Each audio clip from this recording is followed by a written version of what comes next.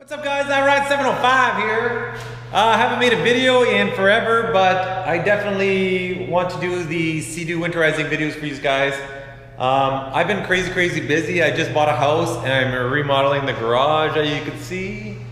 Getting the drywall touched up and redone, so I want it to be perfect when I'm done. And I'm going to be epoxy painting the floor because the floor is getting grubby. Anywho, like I said, I've been just busy, work's been busy, everything's been busy, and I haven't had a chance to make videos. I haven't given up on making videos, I just haven't done any. So, here we go. Seadoo Spark. Winterizing is pretty simple. I use plumbing antifreeze. You can get that anywhere. The seadoo Spark has a closed loop cooling system. What that means is it's like your car where the engine already has antifreeze in it and you don't actually have to winterize the motor itself. It doesn't have a radiator in it, but it has these aluminum strips on the bottom of the seadoo, which are also your motor mounts and what holds the motor onto your hull. But coolant runs through that and it cools off the engine coolant. There's your little coolant reservoir there. So, that being said, on a seadoo Spark, not all seadoos are like that, but a seadoo Spark has a closed loop cooling system. So, if you let it freeze and you don't winterize it, your engine's going to survive. What's not going to survive is the water box. The exhaust on the motor gets very warm. They do not want to use the engine coolant to cool off the exhaust because that would create some pretty high temps on the antifreeze and on the engine. So what they use is lake water to cool basically the muffler, which has water that runs through it somehow, some way. Now, the way to winterize that is through this port right here. The one on this side, on the right hand side here, that's to drain the water out of the hull. I opened that up already to make sure there's no water in my hull. A few drops came out, as you can tell, and that's about it. This side here is the side we're going to put antifreeze through. Now, I think the best way of doing it is to get a drill pump. You can buy these little pumps, you put them on the end of a drill, and you get a garden hose set up, and it pumps it, you know, you just fire it up and it'll pump coolant in here. I don't have that. The last time I did it, I grabbed a garden hose, stuck it in a container, and I primed it so it would actually gravity feed. I put it up on the mezzanine at the shop, had a gravity feed into the seadoo. This year here, I'm gonna use this little pump because I have it, so I'm going to use it. A couple alligator clips, I'm going to clip that onto the battery, and I'm just going to pump coolant into it, is my plan. I haven't tried this yet. I don't even know if I can get this to squeeze into this little hole here, which I probably can if I try. Failing that, I'm going to hook it up to garden hose fitting and put it in. So I'm going to get this all ready to go, and then I'm going to show you exactly how that's done. There is a process to it. It's not as simple as just pumping it in there. The engine needs to be running, but we'll see you guys in a few seconds when I get this all set up.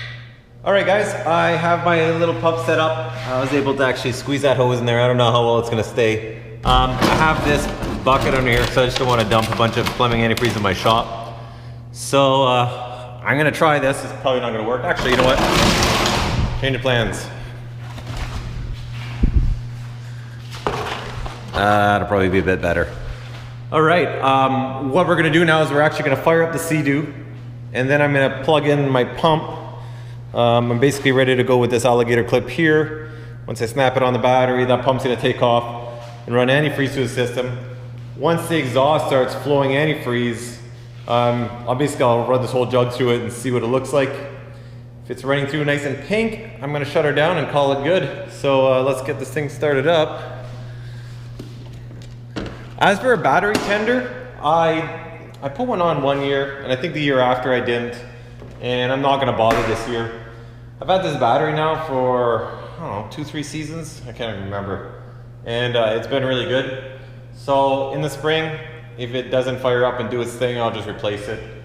I should probably replace it at some point in time. I mean, it'll come a day where it's not gonna work well and it's gonna suck if I'm out in the water, so.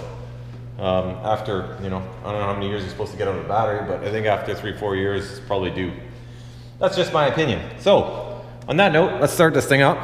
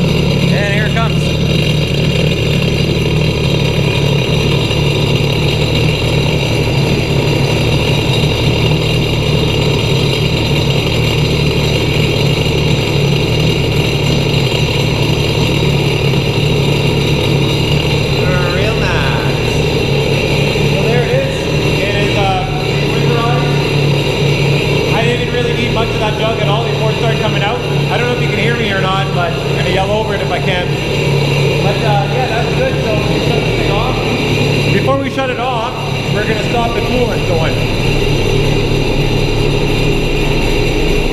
So now we shut off the pump, and then we shut off the seadoo.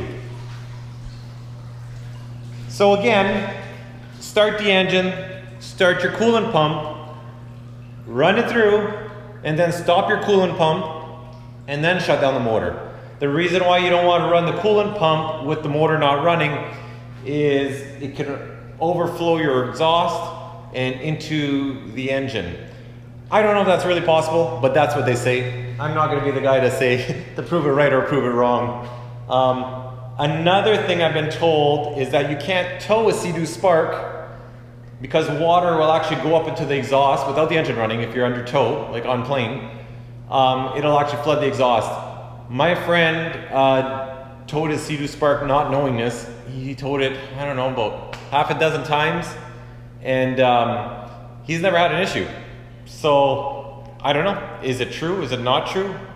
He actually installed a valve to shut off his water later on after the fact, after we told him that that's a big no-no. It says right there in the owner's manual not to do that. He's never had an issue. But then anyways, another thing you're going to want to do if you're not putting your battery on a battery tender is disconnect your battery. It's always good practice if you're storing something for an extended period of time.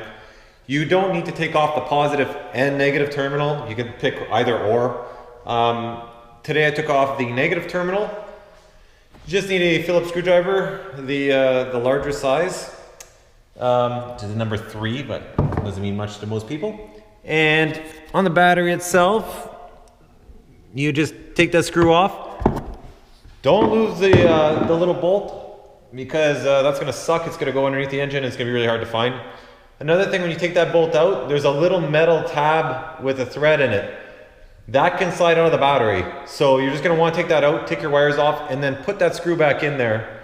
Don't leave it off or store it somewhere or put it anywhere. Put it back in there. That way there, when you're transporting or moving the Sea-Doo, that little metal tab doesn't slide out, because then you won't be able to thread it back in.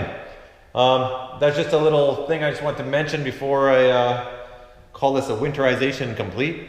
And so I hope you guys enjoyed. I'm Run 705. Peace.